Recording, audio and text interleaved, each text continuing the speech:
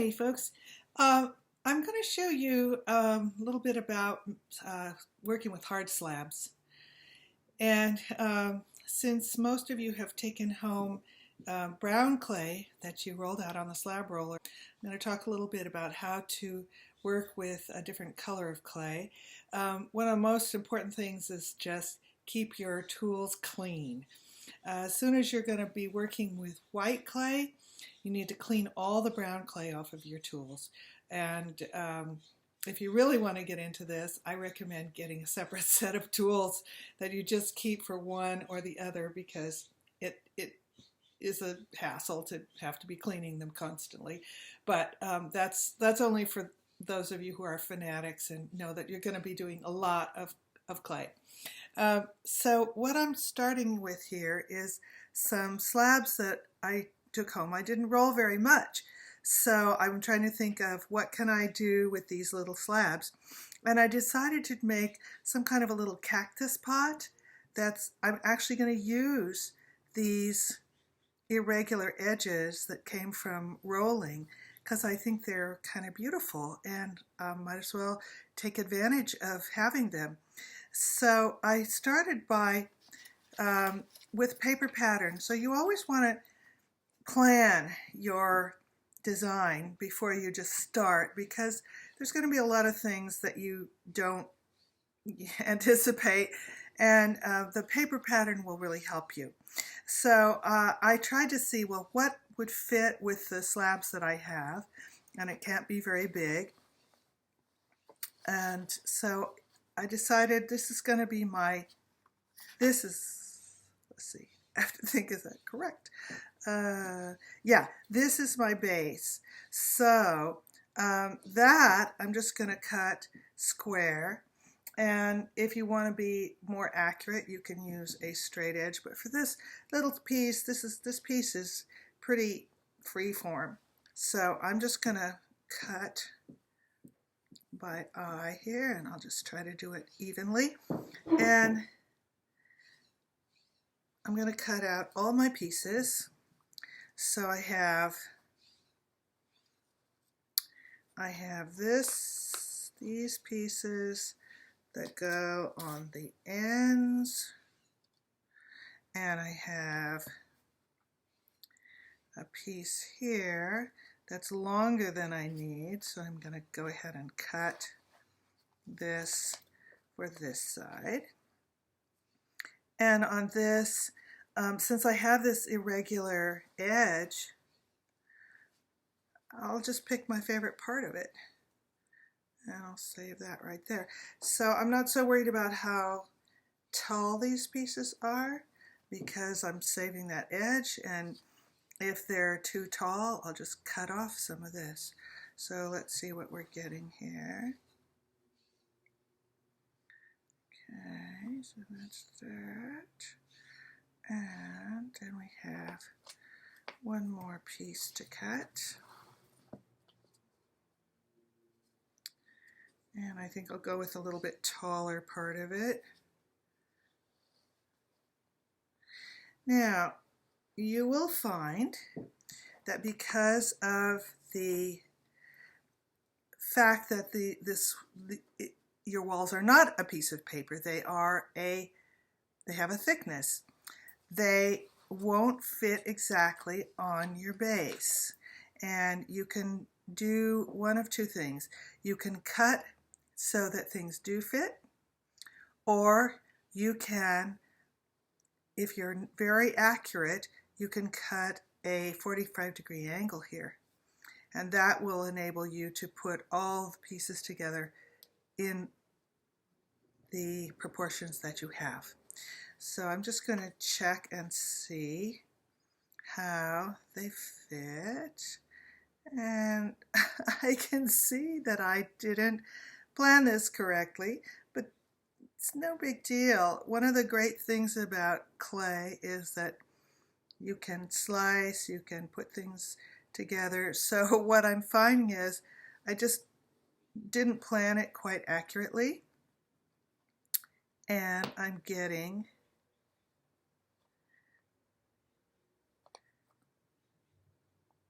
that. So it doesn't really fit, but I'll just cut it so it does fit. Now, when you are working with these hard slabs, you are going to need real slip.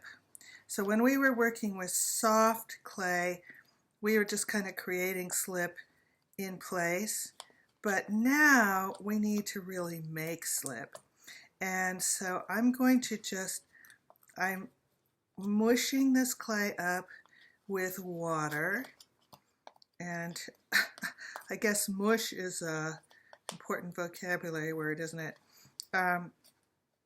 So I'm going to just keep softening these slabs until they are really soft and sticky. So add as much water as you need to break them down. And you're going to need quite a bit of slip. And now I've made a good amount of slip, just mixing the clay with water, kind of crushing it so that it's nice and soft and not too many lumps in it. And now we're ready to use it. Now, another thing that I decided to do to make, because this is going to be for a cactus and to just make it a more interesting piece, I decided to texture the surface. So I've been working on this, and this is a nice tool you can get in any hardware store. It's just for putting down grout for tiles, and I like to drag it through the clay, and I'm going to do that on each piece. You can do this with a serrated scraper. You can even do it with a fork. And I kind of like how you get these different lines. Some of them are thinner and some are thicker.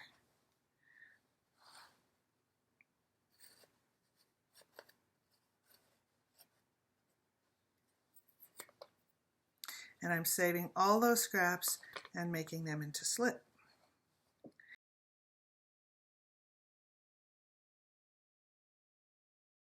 And one nice thing about this is if you're not keen on how it came out on one side, you can turn it over and just do the other side.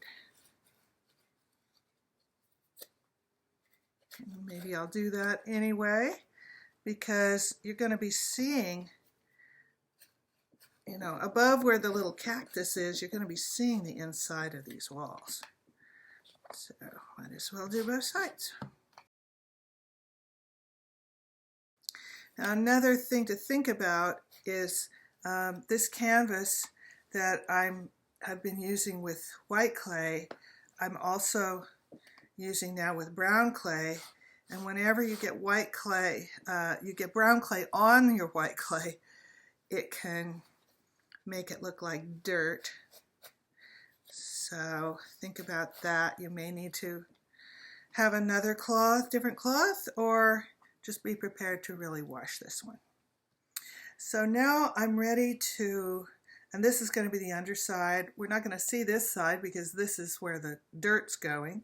So I'm not going to bother with texturing that.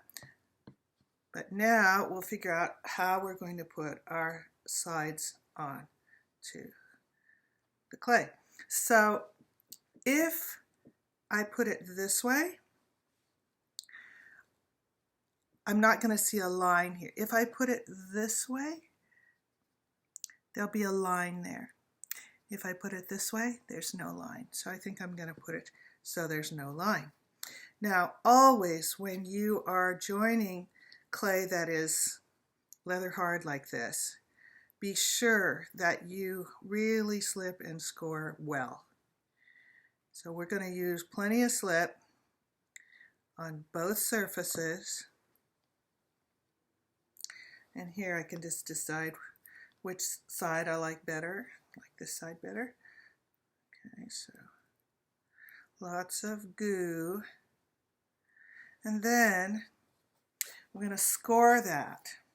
So we're going to go in and roughen this whole surface, the two surfaces that are going to connect with each other, get roughened. So slipping and scoring is what makes things stick together, and if you don't do this adequately, your piece will come apart later.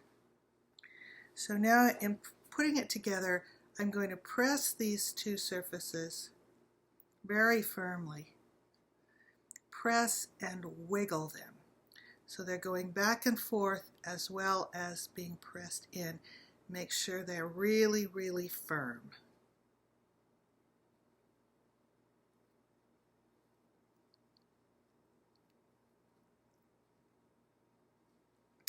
And now I'm going to add another side.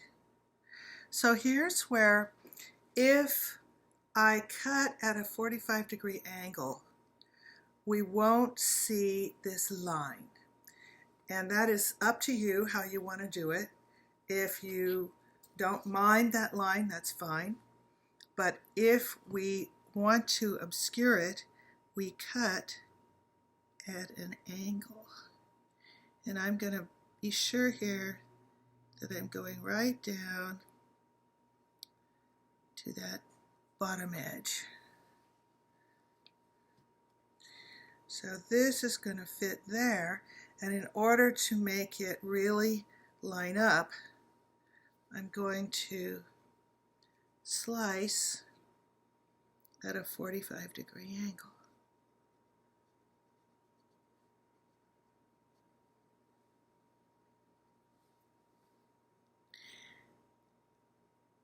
There are little cutters you can buy for this if you want to do a lot of this kind of work.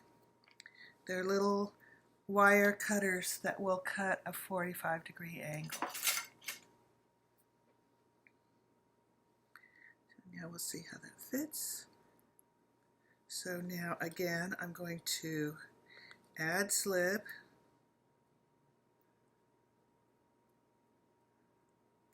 And here you need to be sure that you are slipping and scoring every surface that connects.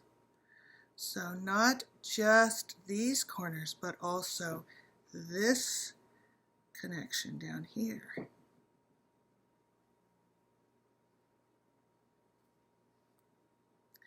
And when in doubt, use more slip.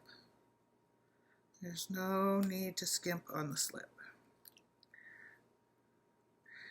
So you're getting the two surfaces that are going to connect with each other. So down here we have this edge, here we have this edge, and we score them all.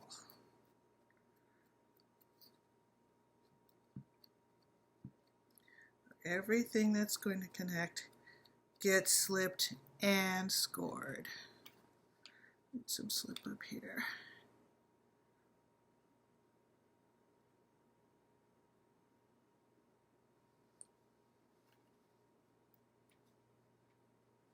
Your serrated scraper will work really well for this. So now I'm going to join again and again, pressing and wiggling. That wiggling action is really what makes it grip. It's doing this.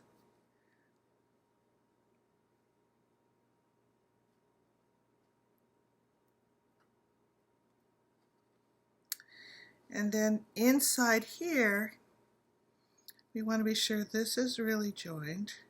And we're going to come back in here and add some slip. I would encourage you to make this pot wide enough that you can easily get your hand inside. Because by the time you get your fourth wall, you're going to want to reach in there, and it may be a little difficult to do if it's a very small pot. So I'm adding slip here because we want to be sure this connection is really secure.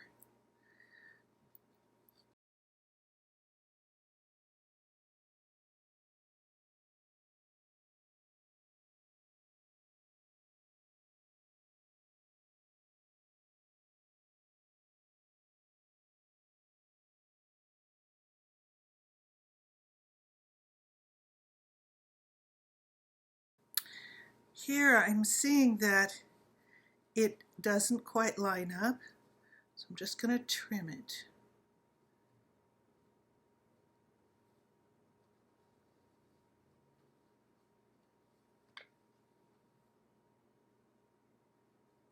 And there it lines up better. Oh, ha, wrong one. This one.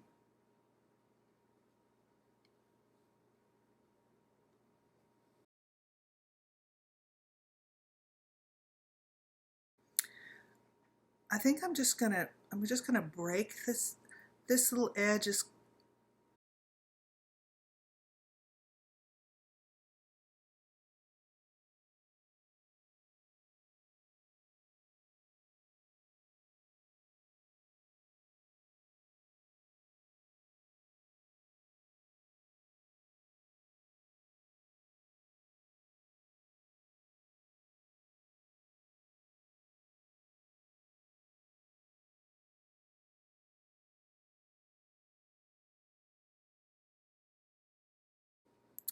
now. Obviously, I didn't cut the bottom quite right, but no problem. So we're now going to figure out how it does fit. And I think this is a little too high, so I'm going to cut it down.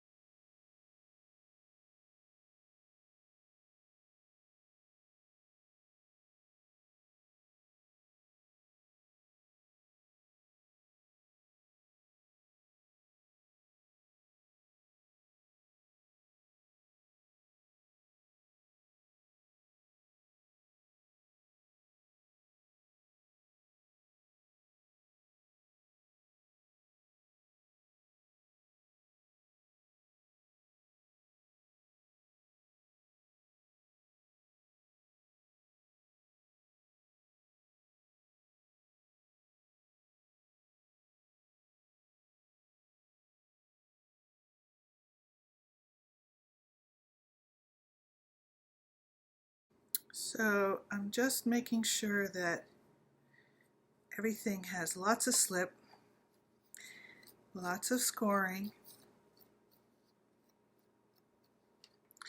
All sections that are going to touch each other are really slipped and scored. So it's a very sticky, messy job.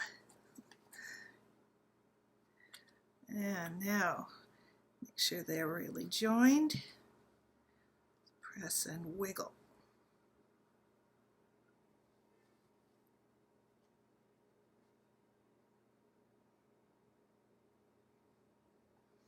And here, where it doesn't really fit, I'm just going to break off a little bit.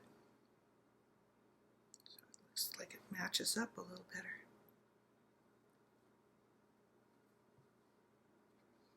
Then the inside, remember we're going to slip inside all of these connections. Get a little extra dose of slip. You can also, if you have soft clay, you can just fill with a little bit of clay in all of these joints. This is just a little extra protection in case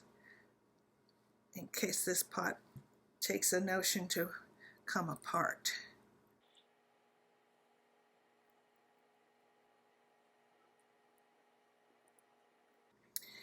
Now, I want to be sure that it's joined on the bottom, so I'm going to carefully turn it over. So you have to be very careful how you handle it now.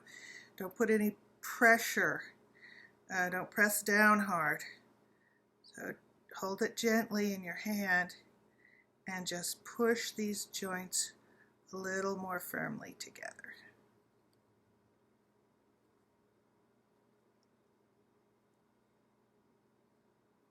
Now, with this carved pattern in it, it's going to be a really good one to do some mishima. We'll inlay some color into all of these carved places and get a really nice contrast. So I'm making sure that everything is thoroughly joined.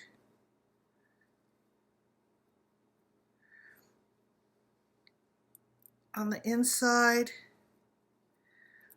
smooth it out. Be careful how you hold it. Not putting any extra pressure anywhere. Only press on anything that you want to change. That's a good policy when handling clay. Okay, there's one more thing. So now we have a little cactus pot, but there's one more thing, which is drainage holes, because this is for a plant. So the easiest way to make drainage holes is to take a pencil and slowly turn it. And I'm going to make 4 little drainage holes here.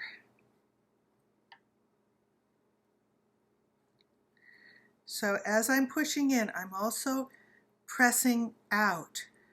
If I just push in, it's probably going to crack. So I'm holding the clay back with this hand as I push and turn the pencil.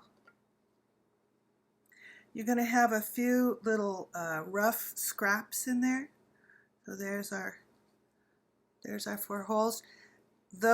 That roughness, let it dry, and after it's dry, you can scrape them off.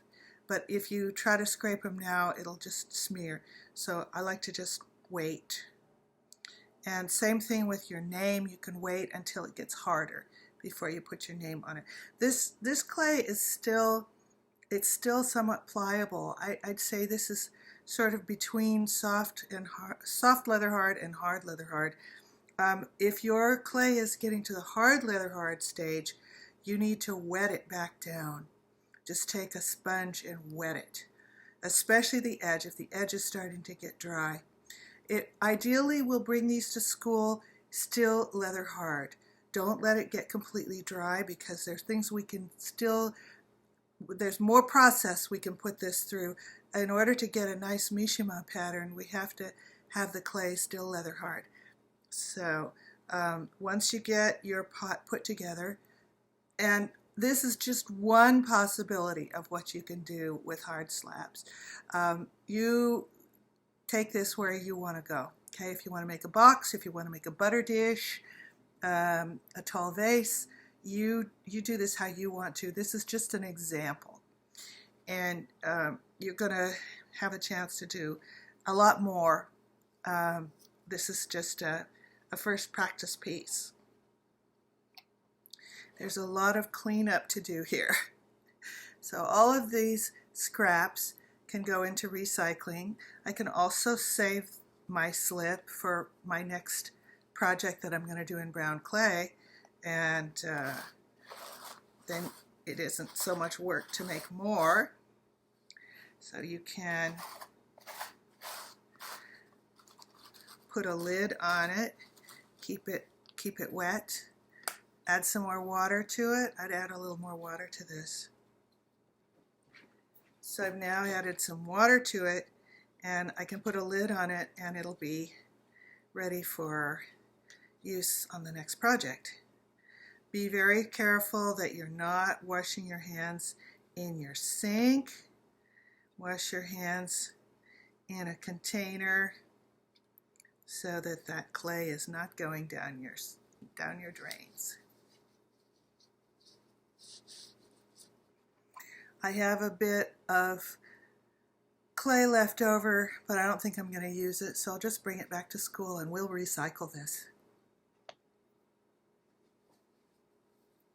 So lots of cleanup to do here. Do it in a container. So now I'm going to clean my tools. And all of this goes into a container, which if you're doing a lot of clay work at home, you can save this, and this eventually will get enough clay in it for recycling. If you're just going to be doing small things at home, you don't have to save every bit of this. You can throw some of it out. just outside. If you have an outdoor space where you can toss it, that's fine. If you don't have an outdoor space where you feel like you can toss this, then it can go down the toilet, but not down your drains, because your drains will get clogged up. Clay is very efficient at clogging drains. So how to make sure that your pot doesn't get destroyed bringing it to school. Put it in a box. Since we're going to try and keep these leather hard, then wrap it in plastic. Put it in a box. Bring it to school carefully. It's really tricky to transport greenware. So pat it carefully.